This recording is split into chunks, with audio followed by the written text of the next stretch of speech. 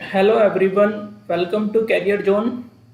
आज की वीडियो में हम बात करेंगे some basic concept of chemistry chapter की। ये 11th क्लास का फर्स्ट चैप्टर है और इसमें हम एक लेक्चर अपलोड कर चुके हैं। ठीक है, आज हम लेकर आए हैं लेक्चर नंबर 2। वीडियो में हम इस चैप्टर की थ्योरी को कंप्लीट करेंगे और आज की वीडियो में जो हमारा टॉपिक है वो है लॉज ऑफ केमिकल कॉम्बिनेशन। ठीक है, और साथ साथ हम इसमें डाल्टन्स एटॉमिक थ्योरी भी कवर करेंगे। ठीक है, तो लॉज ऑफ केमिकल कॉम्बिनेशन हमारे पास कितने होते हैं? 5 लॉज होते हैं हमारे पास। तो ये 5 लॉज मैं आपको पढ़ाऊंगा और उसके बाद हम डाल्टन्स एटॉमिक थ्योरी सीखेंगे। ठीक है, तो चलिए स्टार्ट करते हैं आज की वीडियो को। देखिए, लॉज ऑफ केमिकल कॉम्बिनेशन में सबसे पहला लॉ हमारे पास आता है law of conservation of mass. पहला लॉ कौन सा है मेरे पास? Law of conservation of mass है।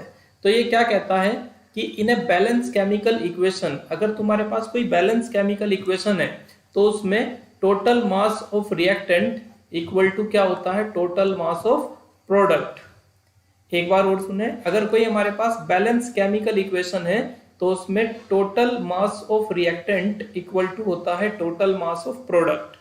ठीक है, ये law of conservation of mass है। और यहाँ पर जो ये लॉ दिया गया था वो एंटोनी लेवोइसियर के द्वारा दिया गया था 1789 में। तो आप ये भी याद कर सकते हो। एक एग्जाम्पल से समझते हैं हम लॉ ऑफ कंजर्वेशन ऑफ मास को। जैसे एक एग्जाम्पल देखिए कि हाइड्रोजन रिएक्ट करता है ऑक्सीजन के साथ और फॉर्म करता है 2H2O। तो ये एक बैलेंस केमिकल रिएक्शन है। देखो, दोनों तरफ हाइड्रोजन भी बैलेंस है, ऑक्सीजन भी बैलेंस है। तो आपको जैसा कि पता होगा हाइड्रोजन का एटॉमिक मास 1 होता है और ऑक्सीजन का 16 होता है। तो यहाँ पर हाइड्रोजन कितने हैं? 4 है। 2 की मल्टीप्लाई 2 से करेंगे तो हाइड्रोजन कितने हैं? 4। तो एक हाइड्रोजन का मास होता है 1, तो 4 हाइड्रोजन का मास कितना होगा? 4 ग्राम होगा। और ऑक्सीजन का मास होता है 16। यहाँ पर ऑक्सीजन कितनी है? 2। तो 2 ऑक्सीजन का मास होगा 32। ठीक है, अब यहाँ पर देखो वाटर बन रहा है, तो वाटर का मास कितना होता है? 16 ऑक्सीजन का, 2 हाइड्रोजन का, 18 होता है। और चूंकि वाटर के 2 मॉलिक्यूल्स फॉर्म हो रहे हैं यहाँ पे, तो 36 होगा 2 वाटर का मास। तो आप यहाँ पर देखो टोटल मास ऑफ रिएक्टेंट भी 36 है और टोटल मास ऑफ प्रोडक्ट भी 36 है। तो जितना मास रिएक्टेंट का है टोटल, उतना ही मास प्रोडक्ट का भी ऑब्टेन होता है। ठीक है ना, एक बैलेंस केमिकल रिएक्शन में ये कहलाता है लॉ ऑफ कंजर्वेशन ऑफ मास। ठीक है, अब हम नेक्स्ट चलते हैं दूसरा law, law of definite proportion पे। तो डेफिनिट प्रोपोर्शन का मतलब क्या है? प्रोपोर्शन बोलते हैं रेशियो को। प्रोपोर्शन का मतलब होता है रेशियो, और डेफिनिट का मतलब आप फिक्स भी बोल सकते हो। मतलब इसको हम लॉ ऑफ फिक्स्ड रेशियो भी बोलते हैं। ये लॉ क्या कहता है, एक बार पढ़ लेते हैं। A given compound always contain exactly the same proportion. Proportion का मतलब होता है ratio, same ratio of the element by weight. ठीक है ना, कोई भी अगर तुमको गिवन कंपाउंड है तो उसमें हमेशा जो एलिमेंट्स का रेशो होता है बाय वेट, रेशो वाइज वो हमेशा सेम रहता है, वो रेशो कभी चेंज नहीं होता। मतलब किसी भी एलिमेंट को या किसी मॉलिक्यूल को प्राप्त करने के मल्टीपल सोर्स हो सकते हैं हमारे पास। ठीक है ना, जैसे वाटर है तो वाटर को हम कहाँ कहाँ से प्राप्त कर सकते हैं? जैसे समुद्र का पानी होता है, नदी का पानी होता है, झील का पानी होता है, ट्यूबवेल का पानी होता है, हैंडपंप का पानी होता है, कुएं का पानी होता है। ठीक है ना, तो सोर्स मल्टीपल हो सकते हैं, लेकिन आप वाटर को कहीं से भी प्राप्त करो, जो वाटर के अंदर हाइड्रोजन और ऑक्सीजन का रेशियो होगा वो फिक्स रहेगा हमेशा। H2O ही रहेगा फॉर्मूला, 2 हाइड्रोजन 1 ऑक्सीजन ही रहेगा हमेशा। तो ये जो नियम दिया था वो जोसेफ प्राउस्ट ने दिया था। और इसका एग्जाम्पल हम समझते हैं। देखो, जैसे वाटर है तो वाटर में तुम्हारा हाइड्रोजन कितना है? 2, और ऑक्सीजन कितना है? 1। तो रेशो क्या आना चाहिए? 2:16 आना चाहिए। तो हमने इसको सिंप्लीफाई कर दिया, 2 से डिवाइड करके 1:8। तो वाटर के अंदर हाइड्रोजन और ऑक्सीजन का जो रेशो होता है वो 1:8 होता है। इसी तरीके से कार्बन में देखो, कार्बन का मास कितना होता है? 12, और ऑक्सीजन 2 है, तो ऑक्सीजन 2 का मतलब 32 हो जाएगा। इसको 2 से डिवाइड करोगे तो 6:16 लिख सकते हैं। फिर 2 से डिवाइड हो रहा है तो इसको 3:8 लिख सकते हैं। तो CO2 में कार्बन और ऑक्सीजन का जो रेशो होता है वो 3:8 है। और ये रेशो फिक्स है CO2 के लिए, कार्बन और ऑक्सीजन का। चाहे आप CO2 को किसी भी मेथड से प्राप्त कर लो, कार्बन और ऑक्सीजन का ये रेशो चेंज नहीं होगा, 3:8 ही रहेगा हमेशा। ये कहलाता है लॉ ऑफ कांस्टेंट प्रोपोर्शन। ठीक है, नेक्स्ट चलते हैं हम। थर्ड लॉ है हमारे पास लॉ ऑफ मल्टीपल प्रोपोर्शन। तो लॉ ऑफ मल्टीपल प्रोपोर्शन क्या कहता है, एक बार पढ़िए इसको। If two element can combine to form more than one compound, अगर दो एलिमेंट आपस में कंबाइन कर रहे हैं और वो एक से ज्यादा कंपाउंड बना रहे हैं कंबाइन होकर, the mass of one element that combine with the fix mass of the other element are in the ratio of simple whole number. तो उनमें क्या होता है, जब दो एलिमेंट आपस में कंबाइन करके एक से ज्यादा कंपाउंड फॉर्म करते हैं तो उनमें से एक एलिमेंट का मास फिक्स रहता है और दूसरे एलिमेंट का मास सिंपल मल्टीपल होता है। ठीक है ना, हर कंपाउंड में। तो जैसे इसको आप एक एग्जांपल से समझना, जैसे मैंने यहाँ पर दो एग्जांपल लिए। पहला एग्जांपल है ये देखो, हाइड्रोजन और ऑक्सीजन मिलकर दो कंपाउंड बना रहे हैं H2O और यहाँ पर H2O2। ठीक है ना, हाइड्रोजन और ऑक्सीजन मिलकर दो कंपाउंड बना रहे हैं वाटर और H2O2।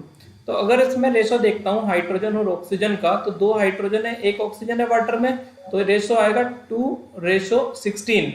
और यदि H2O2 में देखूँ तो दो हाइड्रोजन और दो ऑक्सीजन है, तो यहाँ पर रेशो आएगा 2:32। तो यहाँ पर देखो एक एलिमेंट का जो मास है वो तो फिक्स हो गया 2, और दूसरे का देखो सिंपल मल्टीपल आ रहा है इंटू 2, 16 और 2 32। एक एलिमेंट का मास फिक्स है और दूसरे एलिमेंट का जो मास है वो सिंपल मल्टीपल है, मतलब एक टेबल में आ रहा है। इसी तरीके से आप ये एग्जांपल समझो, कार्बन और ऑक्सीजन मिलकर दो कंपाउंड बना रहे हैं CO2 और CO। ठीक है ना, एक CO बन रहा है और एक CO2 बन रहा है। तो कार्बन ऑक्सीजन का जो रेशो है, कार्बन का 12 होगा, ऑक्सीजन का 16 होगा। CO2 में कार्बन 1 है, ऑक्सीजन 2 है, तो कार्बन का मास 12 होगा, ऑक्सीजन का 32 होगा। तो आप देखो एक का मास क्या हो गया, फिक्स हो गया 12, और दूसरे का क्या है, सिंपल मल्टीपल है इंटू 2।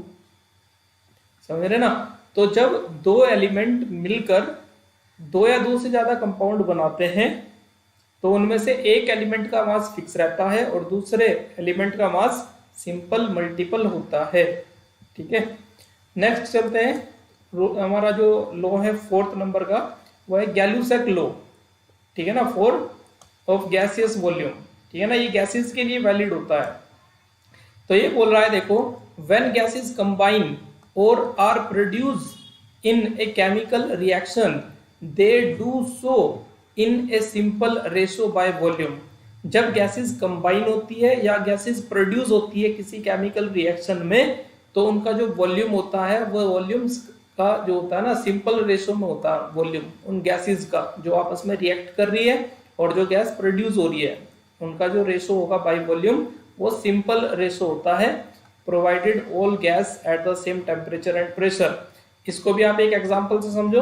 जैसे यहाँ पर देखो हाइड्रोजन और ऑक्सीजन आपस में कंबाइन होकर वाटर फॉर्म कर रहे हैं, तो आपको दिख रहा है कोफिशिएंट आप देख लो, हाइड्रोजन का कोफिशिएंट कितना है 2, तो हम इसको मान लेते हैं कि हाइड्रोजन हमने 2 ml लिया, ऑक्सीजन का कोफिशिएंट कितना है 1, मतलब ऑक्सीजन 1 ml लेना पड़ रहा है तुमको। तो और वाटर का 2 मोल प्रोड्यूस हुआ यहाँ पर, मतलब 2 ml बना है। हम ऐसे बोल सकते हैं कि 2 ml हाइड्रोजन 1 ml ऑक्सीजन के साथ रिएक्ट करता है और 2 ml वाटर बनाता है। तो यहाँ पर जो हाइड्रोजन और ऑक्सीजन जिस रेशो में कंबाइन कर रहे हैं वो एक सिंपल रेशो है 2:1। ठीक है ना, एक सिंपल रेशो है 2:1। और इसमें आप ये ध्यान रखना, जो ये गैलुसैक लॉ है ये केवल और केवल गैसेस के लिए वैलिड होता है, ये लिक्विड और सॉलिड के लिए वैलिड नहीं है। नेक्स्ट चलते हैं, लॉ नंबर 5 है हमारा अवोगाड्रोस लॉ। अवोगाड्रो लॉ क्या कहता है, equal volume of all gases at the same temperature and pressure should contain equal number of molecule. मतलब ये कह रहा है कि चाहे आप गैस कोई सी भी ले लो, यहाँ पर लिखा है ऑल गैसेस, ठीक है ना, ऑल गैसेस सेम टेम्परेचर और सेम प्रेशर पर, अगर सभी गैसेस का वॉल्यूम इक्वल है तो उनमें नंबर ऑफ मॉलिक्यूल भी इक्वल होंगे। इसको भी एक एग्जांपल से समझो। जैसे मान लो मेरे पास ये एक कंटेनर है, ठीक है ना, और इसमें 50 ml CO2 है, फिर दूसरे कंटेनर में 50 ml ऑक्सीजन है, फिर तीसरे कंटेनर में 100 ml मैंने मान लिया क्लोरीन है, ठीक है। तो गैसेस तो मेरे पास अलग अलग हो गई, लेकिन अगर मैं पहले और दूसरे में देखूं तो क्या है, वॉल्यूम सेम है। दो कंटेनर में स्टार्टिंग के 50 ml 50 ml है, तो जो नंबर ऑफ मॉलिक्यूल होंगे ना 50 ml CO2 में, वो कितने n। तो 50 ml ऑक्सीजन में भी नंबर ऑफ मॉलिक्यूल कितने होंगे, n ही होंगे। Equal volume of all the gases contain equal number of molecule at the same temperature and pressure. लेकिन अगर मैंने वॉल्यूम को डबल कर दिया, देखो यहाँ पे 50 ml से मैंने वॉल्यूम को 100 ml कर दिया, तो जब वॉल्यूम डबल कर दिया तो नंबर ऑफ मॉलिक्यूल भी डबल होके कितने हो जाएंगे, 2n हो जाएंगे। तो अगर कोई गैस कोई सी भी हो, इससे फर्क नहीं पड़ता गैस कौन सी है, अगर इक्वल वॉल्यूम है तो उनमें नंबर ऑफ मॉलिक्यूल भी इक्वल होंगे। वॉल्यूम डबल कर दो तो मॉलिक्यूल डबल हो जाएंगे, वॉल्यूम आधा कर दो तो मॉलिक्यूल भी आधा हो जाएंगे। तो इस तरीके से इसको हम देखते हैं, ठीक है। अब नेक्स्ट हम देखते हैं डाल्टन्स एटॉमिक थ्योरी। तो ये आप 9th क्लास से पढ़ते आ रहे हैं। डाल्टन्स एटॉमिक थ्योरी क्या थी, इन्होंने कहा था कि जो मैटर है वो बहुत छोटे छोटे पार्टिकल से मिलकर बना हुआ है, और वो स्मॉल पार्टिकल जो है ना वो इनडिविजिबल है, मतलब आप उसको डिवाइड नहीं कर सकते। इतना छोटा पार्टिकल जिसको डिवाइड करना पॉसिबल नहीं है, ठीक है ना, उस छोटे छोटे पार्टिकल से मिलकर मैटर बना होता है, और उन छोटे छोटे पार्टिकल को हम क्या बोलते हैं, एटम बोलते हैं, ठीक है, एटम। और फिर कह रहा है दूसरा पॉइंट देखो, all atom of a given element have identical properties, identical mass, ठीक है ना। All atom of a given element, अगर आपको कोई एलिमेंट गिवन है, जैसे आपको for example copper element given है, कॉपर, तो कॉपर के जितने भी एटम्स होंगे उन सबकी प्रॉपर्टी आइडेंटिकल होगी और उन सबका मास भी सेम होगा, ठीक है ना। तो गिवन एलिमेंट के लिए जितने भी एटम्स होंगे उन सबकी प्रॉपर्टी सेम होती है और उनका मास भी सेम होता है, ठीक है। लेकिन अगर एलिमेंट जो है ना वो डिफरेंट एटम्स के हैं, atoms of different element differ in mass, अलग अलग जो एलिमेंट के एटम्स होते हैं, ठीक है ना, उनका मास अलग अलग होता है। जैसे कॉपर का जो एटम है उसका मास कुछ और है, जिंक का जो एटम है उसका मास कुछ और है, आयरन का जो एटम है उसका कुछ मास और है। तो डिफरेंट डिफरेंट एलिमेंट के एटम्स का मास डिफर होता है। लेकिन बाद में इनके कुछ एक्सेप्शंस भी देखे गए हैं, पॉइंट्स के जो यहाँ पर बताए जा रहे हैं, कि जैसे गिवन एलिमेंट के एटम का मास आइडेंटिकल होता है, ठीक है ना।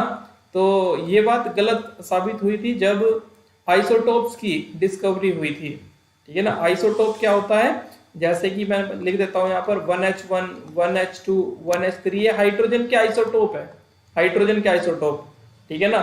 तो यहाँ पर एलिमेंट तो सेम है हाइड्रोजन, लेकिन इनके जो मासेस है देखो वो अलग अलग है, इसका 1 है, इसका 2 है, इसका 3 है, ठीक है ना। तो सेम एलिमेंट के मासेस डिफरेंट हो गए, तो ये एक्सेप्शन था डिस्कवरी ऑफ आइसोटोप। फिर यहाँ पर बोला गया है कि डिफरेंट डिफरेंट एलिमेंट के जो एटम है उनका मास अलग अलग होता है, तो इसका एक्सेप्शन है आइसोबार्स।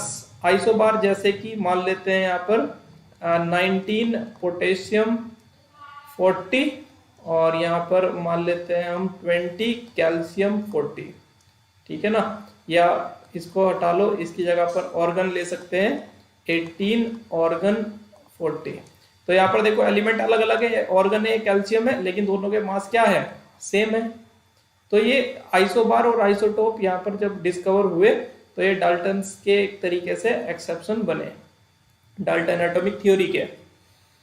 फिर एक पॉइंट में लिखा है कि compound are form when atoms of different element combine in the fix ratio, ठीक है ना। कंपाउंड तब फॉर्म होते हैं जब एटम्स डिफरेंट डिफरेंट एलिमेंट के एटम्स कंबाइन करते हैं फिक्स रेशो में, ठीक है। जैसे यहाँ पर 2H2 प्लस O2 का रिएक्शन आप करा लो और यहाँ पर 2H2O फॉर्म हो जाएगा, तो यहाँ पर हाइड्रोजन के एटम और ऑक्सीजन के एटम एक फिक्स रेशो में कंबाइन हुए और उन्होंने वाटर फॉर्म कर लिया, ठीक है। Chemical reaction involve reorganization of atoms, atoms का रीऑर्गेनाइजेशन होता है, मतलब वो उनकी फॉर्म बदल जाती है। कि जैसे यहाँ पर हाइड्रोजन जो प्रेजेंट था वो हाइड्रोजन का ही पार्ट था, हाइड्रोजन गैस का, लेकिन यहाँ पर प्रोडक्ट बनने के बाद जो हाइड्रोजन है वो वाटर का पार्ट बन गया, ठीक है ना। तो these are neither created, atom को क्रिएट नहीं किया जा सकता, नोर भी डिस्ट्रॉय, और एटम को डिस्ट्रॉय भी नहीं किया जा सकता है इन ए केमिकल रिएक्शन। किसी केमिकल रिएक्शन में आप यहाँ पर देखो हाइड्रोजन के कितने एटम थे, 4 एटम थे, तो प्रोडक्ट में भी हाइड्रोजन के ही 4 एटम है, और रिएक्टेंट में ऑक्सीजन के 2 एटम थे, तो प्रोडक्ट में भी ऑक्सीजन के 2 एटम है। तो जितने एटम आप रिएक्टेंट में लोगे उतने ही एटम्स आपको प्रोडक्ट में भी देखने को मिलेंगे। एटम्स केमिकल रिएक्शंस में ना तो क्रिएट होते हैं और ना ही डिस्ट्रॉय होते हैं। ठीक है, तो ये डाल्टन की एटॉमिक थ्योरी थी, और यहाँ पर हमारा लेक्चर आज का कंप्लीट होता है। आज की वीडियो में मैंने आपको लॉज ऑफ केमिकल कॉम्बिनेशंस बताए हैं, 5 लॉ हैं, और साथ में डाल्टन्स एटॉमिक थ्योरी भी बताई है। ठीक है, अब हम अगली वीडियो में बात करेंगे मोल कॉन्सेप्ट की।